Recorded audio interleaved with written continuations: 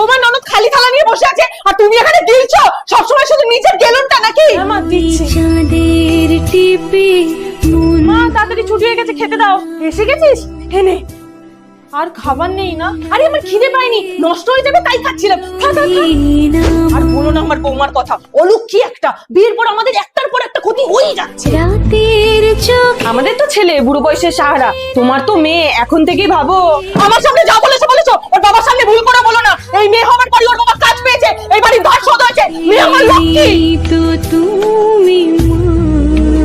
জঘন্য বউ একটা কপাল, একটা চা দেওয়ার সময় হয় না।